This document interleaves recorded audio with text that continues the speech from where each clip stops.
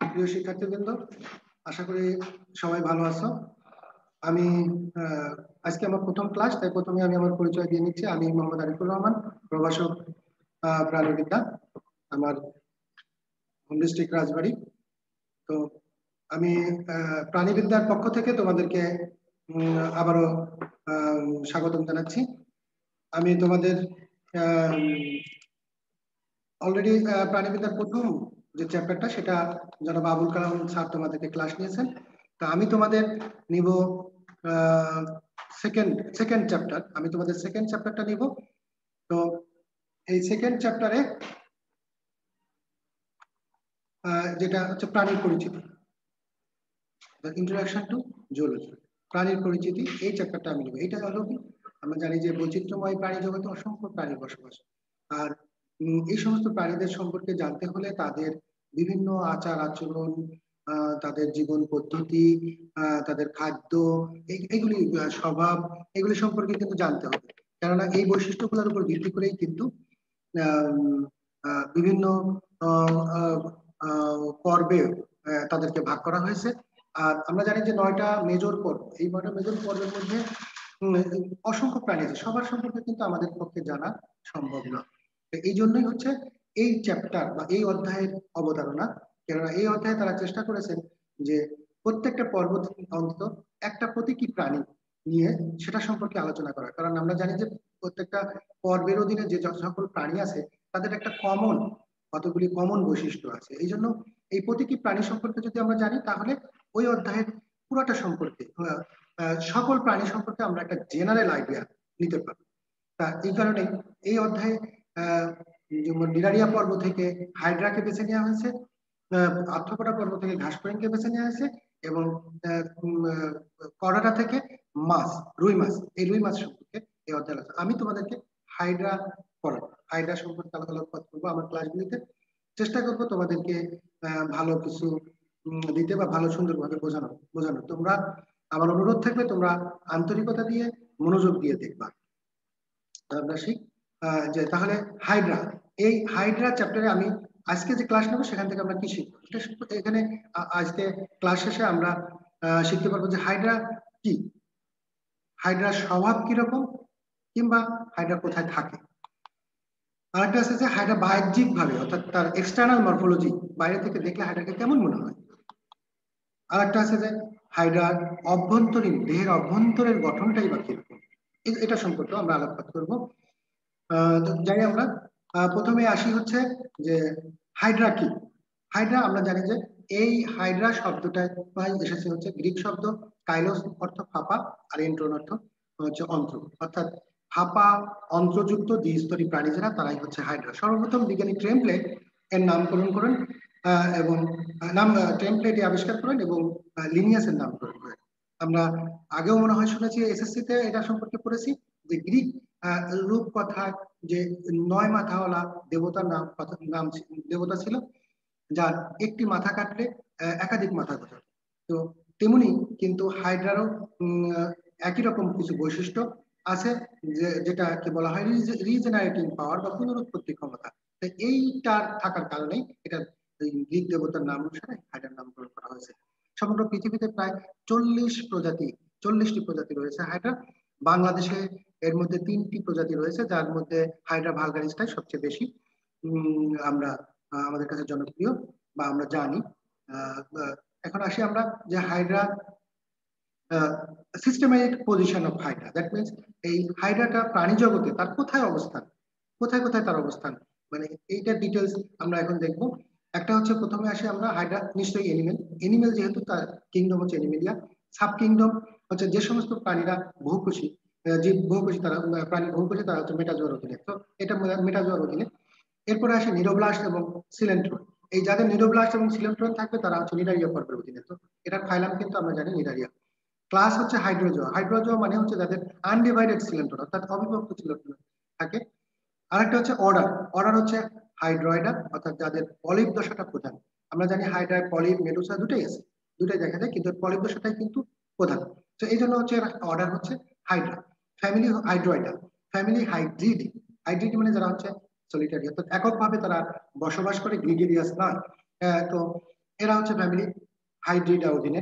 আর এরপরে genus, genus Hydra আমরা একটু আগে বললাম যে যাদের রিজেনারেটিং পাওয়ার বা পুনরুৎপত্তির ক্ষমতা আছে তারা হচ্ছে হাইড্রা। নেক্সট হচ্ছে স্পেসিস হাইড্রা ভালগারিস। এবার আসে হাইড্রার স্বভাব।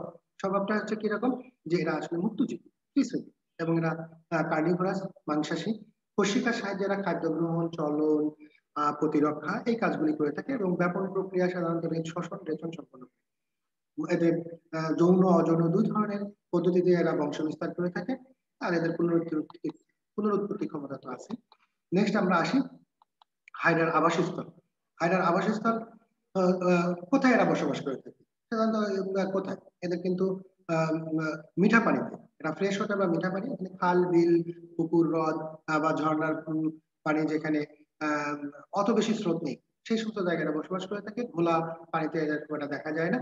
তবে এরা সাধারণত পানিতে নিমজ্জিত কোনো উদ্ভিদের পাতার একদম নিচের দিকে ঝুলে থাকে। তো এখন আমরা, এটা হচ্ছে তার বাসস্থান বললাম। এবার আসে বাহ্যিক গঠন। বাহ্যিক গঠনে কিভাবে আসবো আমরা? বাহ্যিক গঠনে প্রথমে আমরা জানি যে হাইড্রা, আমরা শ্রেণীবিন্যাসে নিডারিয়ার বৈশিষ্ট্য যখন পড়েছি তখনই কিন্তু করেছি যে এটা অরীয় প্রতিসম এবং দেখতে নলাকার। এরা সাধারণত 10 থেকে 30 মিলিমিটার লম্বা হয় এবং 1 মিলিমিটার চড়া হয়। একটি পরিণত হাইড্রার দেহ নিম্নলিখিত অংশগুলি নিয়ে গঠিত। প্রথমে আসি আমরা হাইপোস্টম। হাইপোস্টম দেহের সম্মুখ ও প্রান্তে অবস্থিত একটা মোচাকৃতির অংশ। এই যে আমরা এখানে দেখতে পাচ্ছি মোচাকৃতির অংশ, এর উপরের দিকে কিন্তু একটা মুখ আছে চূড়ায়, এই মুখছিদ্র, এটাই কিন্তু মুখ এবং পায়ু দুটার কাজই করে থাকে। এই ছিদ্র দিয়ে খাবার যায়, আবার অপাচ্য অংশ বের হয়ে আসে, এই ছিদ্রটা, এটাকে হাইপোস্টম বলা হচ্ছে। নেক্সট আমরা আসি দেহকাণ্ড। হাইপোস্টমের পর থেকে একদম পদচাকতি পর্যন্ত এই অংশটা কিন্তু দেহকাণ্ড। দেহকাণ্ড অনেকগুলি অংশ নিয়ে গঠিত, অঙ্গ নিয়ে গঠিত। এক নম্বরে আসে আমরা কোর্সিকা। কোর্সিকা হচ্ছে হাইড্রার এই যে হাইপোস্টম বা এর চারপাশে কিন্তু আমরা জানি যে সংকোচন প্রসারণক্ষম এবং দেহ অপেক্ষা অনেক সময় লম্বা ও ফাঁপা সুতার ন্যায় কতগুলি কোর্সিকা থাকে। এখানে 5 থেকে 8টি বলা আছে, কোনো কোনো বইয়ে 6 থেকে 10টি পাবে। তো এরকম কোর্সিকা থাকে। এই কোর্সিকাগুলি, এই প্রত্যেকটা কোর্সিকাগুলিতে আবার কতগুলি ব্যাটারির মতো এরকম ব্যাটারি, নেমাটোসিস ব্যাটারি থাকে। সেই প্রত্যেকটা ব্যাটারিতে অসংখ্য নেমাটোসিস থাকে। এই কোর্সিকাগুলির কাজ হচ্ছে খাদ্য গ্রহণ, চলন, এরপরে প্রতিরক্ষা, এই কাজগুলি সে করে থাকে। নেক্সট আসি আমরা হাইড্রার, এরপরে আসে মুকুল। মুকুল, এই যে আমরা মুকুল দেখতে পাচ্ছি, মুকুল আমরা এই হাইড্রার দেহকাণ্ডের এক বা একাধিক স্থানে এরকম অপরিণত মুকুল অবস্থায়, অপরিণত হাইড্রা দেখা যায়, যেগুলি পরবর্তীতে পূর্ণাঙ্গ দশায় পরিণত হয়। এগুলি সাধারণত গ্রীষ্মকালে যখন খাবারের প্রাচুর্যতা থাকে তখন এগুলি দেখা যায়। এগুলি তারা অযৌন পদ্ধতিতে এই ধরনের বংশ বিস্তারের দিকে তারা তখন যায়। তো এগুলিকে মুকুল বলা হচ্ছে, এইগুলিকে মুকুল বলা হচ্ছে। এরপর আসি আমরা জননাঙ্গ। বিভিন্ন জননাঙ্গ বলতে আমরা প্রজনন ঋতুতে, অর্থাৎ হেমন্ত এবং শীতকালে এরা দেহকাণ্ডের উপরের দিকে অর্ধাংশে এক বা একাধিক স্থানে এবং নিচের দিকেও, এই উপরের দিকে শুক্রাশয় এবং নিচের দিকে ডিম্বাশয়। সাধারণত এদের বিশেষ ধরনের কোষ আছে, ইন্টারস্টিশিয়াল কোষগুলি, এগুলি বিভাজনের মাধ্যমে এই ধরনের অঙ্গ তারা গঠন করে থাকে এবং এগুলির মাধ্যমে কিন্তু তারা যৌন প্রজনন করে থাকে। নেক্সট আসে আমরা পদচাকতি। পদচাকতি দেহকাণ্ডের একদম নিচের দিকে আমরা দেখি গোলাকার এবং চাপা অংশ যেটা আছে, এটাকে পদচাকতি বলা হয়। এই পদচাকতি গুলো থেকে নিঃসৃত আঠালো রস, এই রস দিয়ে তারা এটাতে তারা মুভমেন্ট করে থাকে, তারপরে বুদবুদ তৈরি করে থাকে, তৈরি করে তারা তারা সাতটাতে সহায়তা করে থাকে যেগুলি। তো বিভিন্ন এছাড়াও তারা এই যে দেহকাণ্ডে এই যে পদচাকতি থেকে যে পিচ্ছিল রস নিঃসৃত হয়, এটার মাধ্যমে সে তার অ্যামিবার মতো যে চলন, সে চলনটাও সে সম্পন্ন করে থাকে। এরপরে আসি আমরা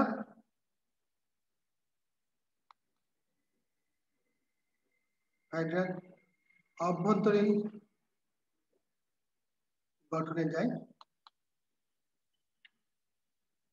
আমরা বাহ্যিক গঠন কিন্তু মোটামুটি শেষ করলাম। এরপরে আমরা আসি হাইড্রার অভ্যন্তরীণ গঠন। অভ্যন্তরীণ গঠনে আসলে কি দেখতে পাবো, তো দেহটাকে যদি লম্ব সেট বা প্রস্থ সেট করি তাহলে কি কি দেখতে পাবো সেটাই হচ্ছে এখানে। তো বাহ্যিক বহিতক বা এপিডার্মিসের গঠনে প্রথমে আমরা আসি, এটাকে দুই ভাবে, একটা হচ্ছে এপিডার্মিস আর একটা এন্ডোডার্মিস। এপিডার্মিসের গঠনে যদি আমরা দেখি, বাইরের দিকে একটা পাতলা নমনীয় কিউটিকল থাকে এবং এই আবৃত এপিডার্মিস দেহের বহিতক গঠন করে থাকে এবং গঠন ও কাজের ভিত্তিতে কিন্তু এরা দেখা যায় যে বিভিন্ন ধরনের কোষ নিয়ে এরা গঠিত। নিচে যে কোষগুলি সম্পর্কে এখন আমরা আলোচনা করব। প্রথমে আসি আমরা পেশি আবরণী কোষ। এই পেশি আবরণী কোষ এপিডার্মিসে বিদ্যমান যেসব কোষগুলি সাধারণত বাইরের দিকে থাকে এবং অর্থাৎ বহিরাবরণ গঠন করে থাকে, এরা হলো পেশি আবরণী কোষ। এদের এখানে আমরা একটা ছবি দেখি, এই যে পেশি আবরণী কোষ বাইরের দিকে, একদম বাইরের দিকে থাকে এবং গম্বুজ আকৃতির বলা হয় অনেক সময়, অর্থাৎ উপরের দিকে চড়া থাকে, ভিতরের দিকে সরু থাকে। এই এই বহির্মুখী চওড়া এবং অন্তর্মুখী সরু প্রান্ত বিশিষ্ট এই কোষগুলিকে সাধারণত এগুলি হচ্ছে পেশি আবরণী কোষ। এদের এরা সাইটোপ্লাজমে পূর্ণ থাকে, মাঝখানে যে গহ্বরগুলি এগুলি সাইটোপ্লাজমে পূর্ণ থাকে। পেশি আবরণী কোষ এদের মূল কাজ হচ্ছে বাইরে দেহ আবরণ গঠন, সংকোচন প্রসারণ ঘটিয়ে এদের দেহের এদের মুভমেন্টও সহায়তা করে থাকে। এছাড়া মিউকাস নিঃসরণ বা পিচ্ছিল মিউকাস নিঃসরণকে দেহকে এরা পিচ্ছিল রাখে। একটা আছে, এরপরে আসে আমরা ইন্টারস্টেশিয়াল কোষ। ইন্টারস্টেশিয়াল কোষ আমরা এই যে দেখতে, ইন্টার মানে হচ্ছে মাঝখানে, তো এই যে কোষগুলি, এই পেশি আবরণী কোষগুলির মাঝে মাঝে আমরা যে দেখতে পাচ্ছি ইন্টারস্টেশিয়াল কোষ, ছোট ছোট গোলাকার যে কোষগুলি থাকে, এই কোষগুলি এদের সুস্পষ্ট নিউক্লিয়াস থাকে, কেননা এই কোষগুলি এত বেশি দ্রুত বিভাজিত হয় যে কারণে হচ্ছে এদের নিউক্লিয়াস, মাইটোকন্ড্রিয়া এগুলির প্রাচুর্যতা থাকে। এই কোষগুলির প্রয়োজনে যে কোনো কোষে রূপান্তরিত হয়। অর্থাৎ এই যে পুনরুৎপত্তি ক্ষমতার কথা আমরা বললাম, তার মানে এর মূলে হচ্ছে কিন্তু এই ইন্টারস্টেশিয়াল কোষ। নেক্সট আমরা আসি হচ্ছে স্নায়ু কোষ। স্নায়ু কোষ আমরা এই যে দেখতে পাবো এখন, স্নায়ু কোষ হচ্ছে যে এখানে এসব কোষগুলি, এই যে হাইডার মেসোগ্লিয়া আমরা পড়েছি যে দুইটা আবরণ, একটোডার্ম এন্ডোডার্মের মাঝখানে মেসোগ্লিয়া নামক একটা লেয়ার থাকে, যেটাকে হাইডার কঙ্কাল বলা হয়। এই মেসোগ্লিয়া ঘেঁষে অনিয়ত আকার এবং একটি ক্ষুদ্র কোষ দেহ থাকে, যার দুই বা ততোধিক দুই পাশে সূক্ষ্ম সুতা থাকে, স্নায়ুতন্ত্র থাকে। এই যে আমরা দেখতে পাচ্ছি স্নায়ুতন্তু, এই স্নায়ুতন্তুগুলি পরস্পর মিলে কিন্তু একটা স্নায়ু জালক তৈরি করে থাকে। এটার কাজ তাহলে কি হবে? স্নায়ু কোষ মানে তার মানে হচ্ছে উদ্দীপনা পরিবহন। এরপরে আসে আমরা সংবেদী কোষ। এইসব কোষ, এই যে সংবেদী কোষ আমরা দেখতেছি, এইগুলিও কিন্তু এই পেশি আবরণী কোষগুলি, বিভিন্ন কোষগুলির ফাঁকে ফাঁকে এরা এইগুলি থাকে। এই সংবেদী কোষগুলি এরা মাকু আকৃতির, একটি স্পিন্ডেল শেপ বা মাকু আকৃতির, এবং এদেরও কিন্তু বাইরের দিকে একটা সংবেদী রোম থাকে, যেটা দিয়ে সে বাইরের সাথে দেহের যে সংবেদনা পরিবহন, রিসিভারের কাজ করে থাকে। আর ভিতরের দিকে আরেকটা স্নায়ু, যেটা হচ্ছে স্নায়ু কোষের সাথে সংযুক্ত থাকে। তার মানে বাইরের পরিবেশের সাথে ভিতরের পরিবেশের যে যোগাযোগ, সেটার কাজ কিন্তু এই সংবেদী কোষগুলি করে থাকে। নেক্সট ওয়ান আমরা আসি গ্রন্থি কোষ, অর্থাৎ গ্ল্যান্ডুলার সেল, গ্ল্যান্ড সেল। এই গ্রন্থি কোষগুলি হচ্ছে হাইপোস্টোম, সাধারণত হাইপোস্টোম, কোর্সিকা, পদচাকতি যে জায়গাগুলোতে, এই জায়গাগুলোতে এরা গ্রন্থি কোষগুলি বেশি থাকে। এখানে এই কোষগুলি মূলত পেশি আবরণী কোষগুলি রূপান্তরিত হয়ে এই বিশেষ ধরনের নিঃস্রাবী বা সিক্রেটরি সেলে এরা পরিণত হয়।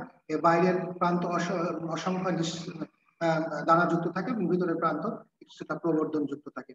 তো এগুলি এদের কাজ আমরা তাহলে বুঝতে পারছি যে এরা আঠালো পদার্থ নিশ্চিত করে কোনো বস্তুর সাথে একে হাইড্রাকে লেগে থাকতে সহায়তা করে, বুদবুদ সৃষ্টি করে প্রাণীকে ভেসে থাকতে সহায়তা করে।